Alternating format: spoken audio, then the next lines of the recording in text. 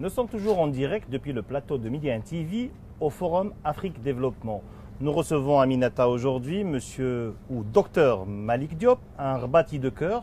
Je rappelle qu'il a eu son baccalauréat au lycée Descartes à Rabat au Maroc. Donc nous recevons docteur Malik Diop, docteur en médecine, en pharmacie, bien sûr, directeur général de l'Agence sénégalaise de la promotion des exportations. C'est votre première participation, docteur, au Forum Afrique Développement? Nous avons participé l'année dernière au Forum Afrique Développement, surtout qui correspondait à une période particulière de la mise en œuvre du plan Sénégal émergent, qui est aujourd'hui le plan stratégique mis en place par le président de la République, le président Macky Sall, et qui, au-delà de son aspect mise en œuvre direct, est un plan stratégique sur de longues années et qui va jusqu'en 2035. Et nous l'avons présenté ici l'année dernière. D'accord. Parlez-nous un peu de votre participation au forum et surtout de vos activités et de l'apport justement de l'ASEPEX à ce forum. Alors ce qu'il faut savoir, c'est que nous avons deux niveaux de participation. La participation au niveau macroéconomique sur le plan de la mise en œuvre du plan Sénégal émergent. Dans son volet purement économique, le plan Sénégal émergent prend en compte les secteurs à haute valeur ajoutée qui touchent directement la croissance économique et surtout les secteurs qui prennent en charge l'investissement privé sénégalais, l'investissement direct étranger et à haute valeur ajoutée qui permettent d'avoir des exportations partout dans le monde. C'est vrai que le niveau africain est un niveau important, mais également les autres continents. Aujourd'hui, donc, nous intervenons dans le cadre spécifique, du partage du plan Sénégal émergent, du partage de son volet purement économique, mais également des rencontres B2B permettant à des investisseurs de pouvoir directement s'incruster dans ce qui se fait au Sénégal, mais également des importateurs qui directement travaillent sur les opportunités commerciales sénégalaises et veulent travailler avec les entreprises sénégalaises pour importer des produits sénégalais. Donc ça, c'est la partie purement plan Sénégal émergent. Il y a également les organismes de promotion du commerce. Depuis 2 ans, nous avons mis en place le réseau des OPC d'Afrique, qui permet aujourd'hui... Les OPC d'Afrique. Oui, des organismes de promotion du commerce, voilà, comme l'Agence sénégalaise de promotion. Comme ça, c'est plus clair pour tout le monde. Voilà, exactement. Comme l'Agence sénégalaise de promotion des exportations, Maroc Export, la PECCI, Côte d'Ivoire, le Gabon, Gabon Export, etc. Donc l'objectif c'est quoi? L'objectif c'est de travailler en réseau, de telle sorte qu'on puisse avoir des relations commerciales entre Africains déjà. Vous voyez, par exemple, le Maroc est un pays très offensif sur l'Afrique. Le Maroc est présent au Sénégal, présent en Guinée, présent au Mali, etc. Le Sénégal aujourd'hui, dans le cadre des exportations, a eu une croissance très soutenue sur les 2 ans. Aujourd'hui, au 31 décembre 2015, le Sénégal est à 13,7 de croissance des exportations.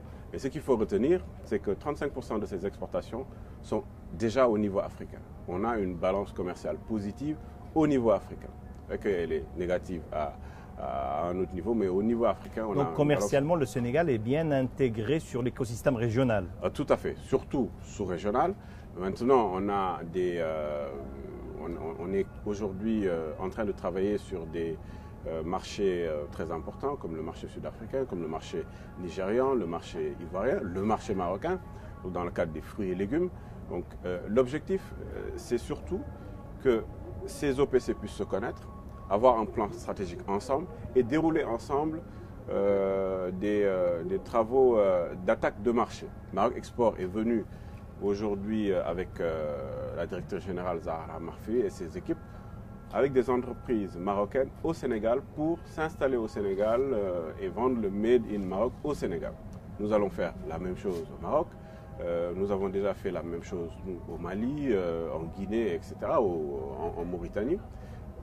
Aujourd'hui, ce qu'on retrouve chez les Européens, c'est que le commerce intra-européen est à peu près à 50%.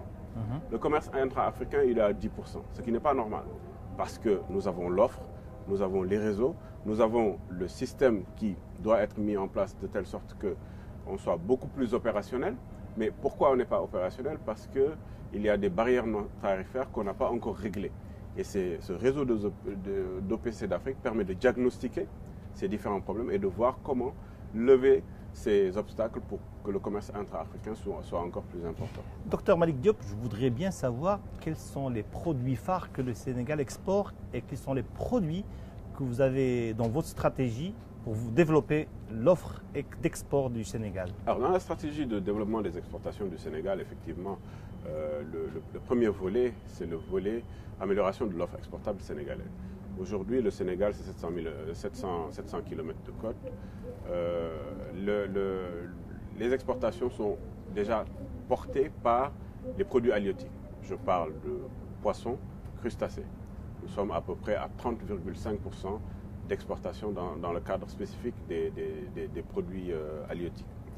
Ces produits également sont en croissance soutenue. Nous sommes aux États-Unis, nous sommes en Europe, nous sommes aujourd'hui en Asie et en Afrique d'une manière générale sur les produits halieutiques. Les produits agricoles transformés. Je parle aujourd'hui de tout ce qui est la production alimentaire, les fruits, légumes. Nous étions récemment à Fruit Logistica avec 25 entreprises. Le Sénégal fait partie des 4 pays qui ont été présents dans le salon professionnel le plus important en fruits et légumes avec le Maroc, le Kenya et le Ghana. Ce qu'il faut savoir, c'est qu'aujourd'hui, nous sommes à 87 000 tonnes d'exportation avec une croissance de 35% dans le cadre des produits agroalimentaires. Des secteurs également à fort potentiel où nous travaillons pour augmenter, bien entendu, les exportations à ce niveau, c'est les TIC et téléservices, c'est le tourisme, c'est les produits pétroliers transformés qui vont aujourd'hui au Mali. Ça également, c'est un secteur au potentiel d'exportation. L'or non monétaire. Le marché de l'or non monétaire, c'est surtout la Suisse, qui est un marché du Sénégal habituel aujourd'hui, mais également nous travaillons à ce que d'autres marchés puissent bénéficier donc, de ces exportations. Le plan stratégique prend en compte un contrat de performance avec l'État sur 3 ans. Aujourd'hui, on est à 13,7% de croissance et sur les 3 ans, nous voulons augmenter ce potentiel export. Sénégal, c'est le passage de 2014 à 2015 de 1267 milliards d'exportation à 1370 milliards. Donc, c'est vraiment des secteurs à fort potentiel, mais également une activité de promotion très forte, très offensive de l'Agence sénégalaise de promotion des exportations avec les entreprises sénégalaises. Aujourd'hui, nous avons 15 entreprises sénégalaises qui sont accompagnées par l'ACEPEX et qui sont au Salon de l'Agriculture actuellement et en train d'être accompagnées, surtout dans le secteur agricole, agroalimentaire, élevage, etc. C'est des secteurs très porteurs pour le Sénégal. Et si nous revenons au forum, concrètement, quelles sont vos ambitions et vos attentes, surtout au sortir de cet événement? Alors les ambitions sont doubles. D'abord, la présentation permanente des opportunités d'investissement et des opportunités commerciales au Sénégal à tous les décideurs africains, mais également le secteur privé africain d'une manière générale. Cela permet de modéliser ces échanges et de les mettre soutenus au niveau africain parce que tout simplement, on a modélisé, on a communiqué, on a également fait la mise en relation permettant aux entreprises directement de pouvoir travailler avec des entreprises africaines. Le deuxième objectif, entre OPC venant d'Afrique. Nous signons des conventions. Aujourd'hui, dans le leadership que nous avons avec Maroc Export, avec l'Agence sénégalaise de promotion des exportations, chacun de nous est en train de tirer d'autres OPC africaines pour que ces OPC puissent venir dans le réseau, puissent également nous identifier leur marché pour que nous puissions aller vers ces marchés. Aujourd'hui, le marché gabonais a été identifié ainsi, le marché sud-africain a été identifié ainsi, le marché kenyan a été identifié ainsi, ce qui nous permet, nous, de savoir quels sont leurs programmes de travail.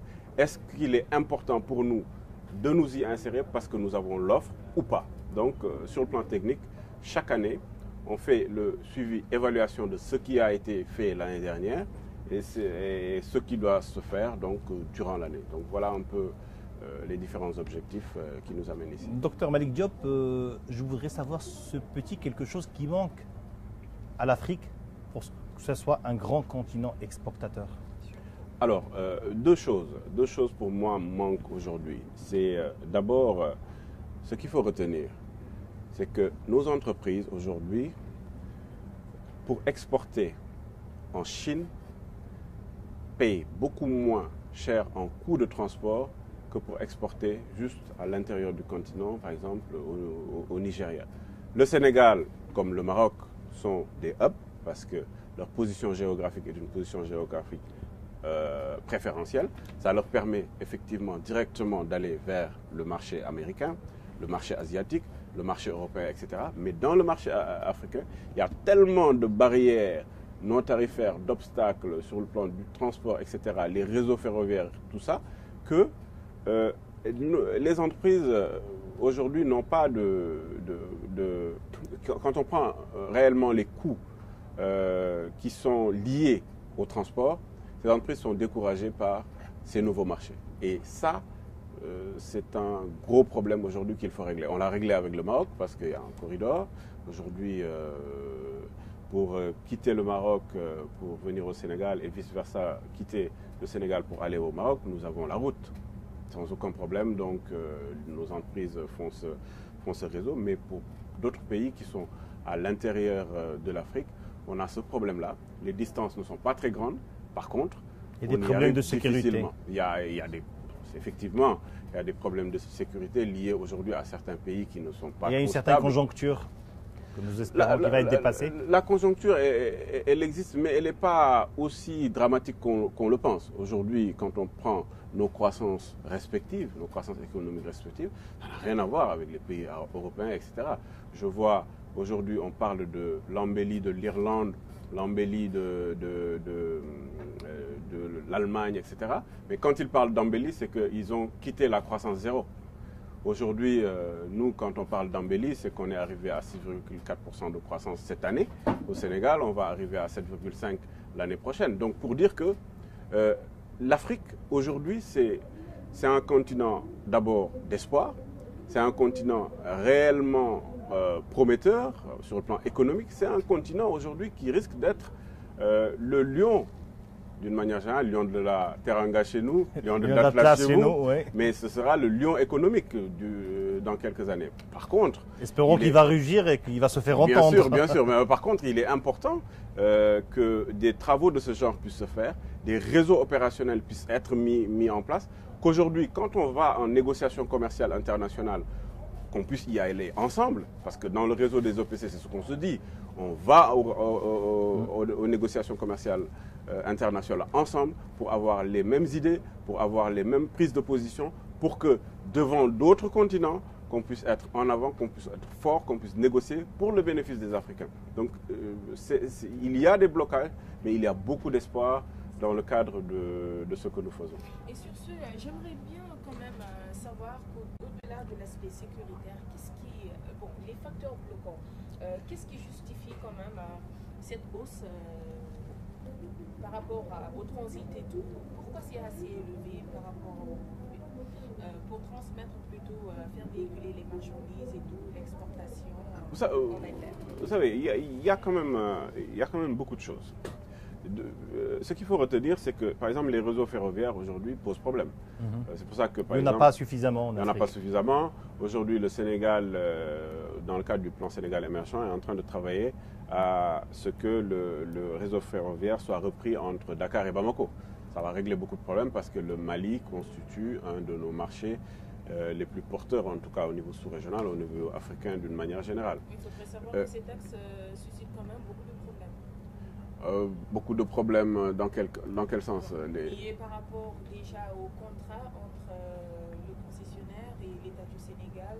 Oui, mais aujourd'hui, ce qu'il faut savoir, c'est que c'est un projet dont la mise en œuvre déjà est sur le pipeline et va être mis en œuvre, va être exécuté. Donc ça ne pose pas trop de problème. Restons optimistes sur... Oui, bien sûr.